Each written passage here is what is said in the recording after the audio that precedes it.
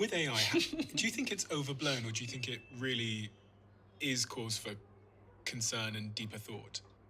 Honest answer is, I don't know. Everybody falls on one side of the sky is not falling, Chicken Little, or the sky is falling and we're all going to die, right? The truth, like most things, is probably somewhere in the middle. But the real answer is I don't know, and neither does anybody else. Yeah. And it seems that we should have some sort of controls, because we didn't put any controls on the internet.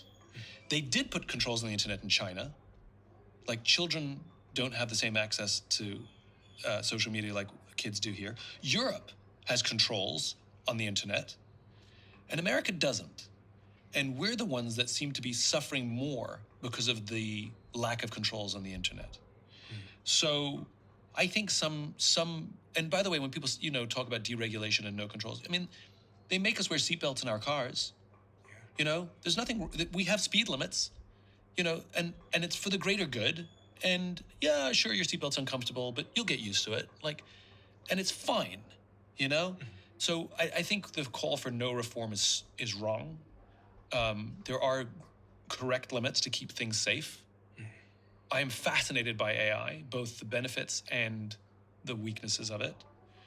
But it is revealing to me something more important than what other people are talking about, which is we're a results-obsessed society, right? Yeah. We care about output, we care about performance, we care about numbers, we care about final product more than anything, right? And when people talk about AI, they talk about its remarkable ability to write the symphony, paint the painting, write the book, write the article, solve the problem. It is, and by the way, the technology is incredible. I asked it only a few months ago to please take this and put it in the style of me. And it was fine. I did it with a friend of mine who's also an author, and we both did it for ourselves. We did it on each other. It was really fun.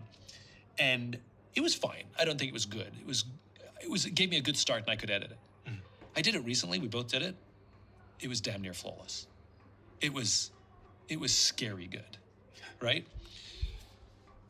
Now, AI doesn't know the thing I'm thinking about. It doesn't know that the next book I'm going to write about is friendship. It doesn't know the point of view I'm going to have on friendship. If you ask it, what would Simon Sinek say about friendship? It's going to be why this and why that, So it's derivative, right? We know that. It's not original. We know that. But at the end of the day, the work is good. The symphony is good. The art is good. The article is good. The book is decent. It's getting better and better and better. But here's the problem that we keep not talking about. People keep telling us that life is not about the destination. Life is about the journey. That's what we keep being told, right? But when we think about AI, we only think about the destination. We only think about the output. We never think about the input, right?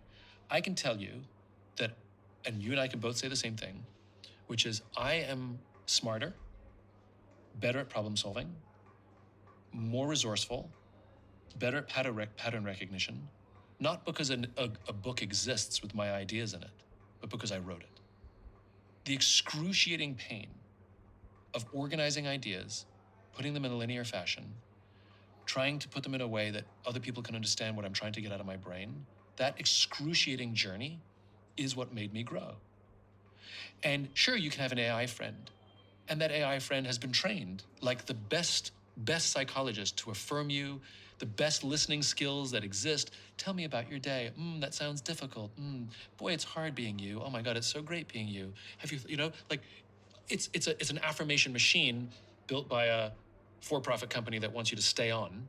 Can't neglect that. But for the fact that nobody's learning how to be a friend. It'll feel good. You'll feel like you have a friend, but you're not learning to be a friend, right? And it's what made you a great entrepreneur is not that the company exists, is that you built it with your hands and you've got the scars to show for it. Yeah. It was when things went wrong and you were forced to fix them and think that now, when problems show up, you're quick, you're smarter. You're a much smarter businessman now than you were 5 years ago, 6 years ago. Yeah. Because you did it. And I think what we're forgetting is that there's something to be said for, and by the way, I'm a fan of AI. I want AI to make things, but I would hate to lose out on becoming a better version of me. And I think that to really learn to grow. And by the way, I used to have a steel trap for phone numbers. I knew everybody's phone number. And then all of a sudden, my phone, my PDA, I don't need to memorize a phone number anymore. I don't know most of the people that I love. I don't know their phone numbers. I type their name in, right? I just have to know their name. And so my brain literally went on strike. It said, fine.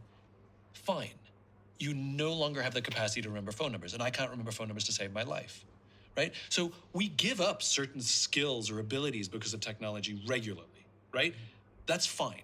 I don't have a problem with any of those things because whether I can remember a phone number or not will not affect my relationships, my ability to function in the world, or my ability to cope with stress.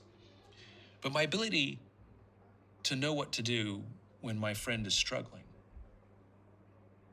my ability to know what to do when I have a fight with my spouse or my partner, my ability to know what to do when my boss yells at me, but I don't want to escalate it, or my employee is acting out and I don't want to escalate it or fire them. Well, how do I resolve this?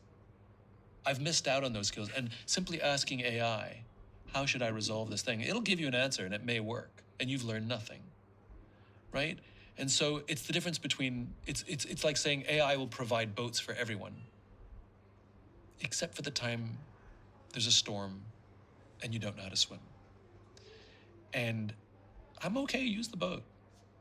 Also learn to swim. So I think there's something to be said for writing your own symphony, painting your own painting, building your own business, It's so writing your own book.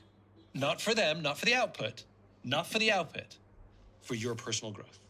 Before I got here today, I was writing a post for LinkedIn, and I was trying to make the case that everybody using ChatGPT to write their emails, their social media posts, their investment pitches that I received is now making the internet feel really inauthentic, because people that I knew for many, many years are now sending me these perfect cookie cutter emails with words that I've never heard them use before. Yeah, of course. And so when I read it, my brain mentally discounts it as not being their opinion, not actually being them. Yeah. And when you feel like you're speaking to someone's AI, the meaning is gone. So I was writing this post about how actually now there's this premium on human written language. Like if you make a couple of mistakes and you use the old words, you don't use words like forged and robust. I'd like to forge a partnership with you, Stephen. Furthermore, can we? I'm like, you've never said that to me, mate. Like, so the end dashes. Oh my gosh, It's funny, right? it's crazy. Yeah.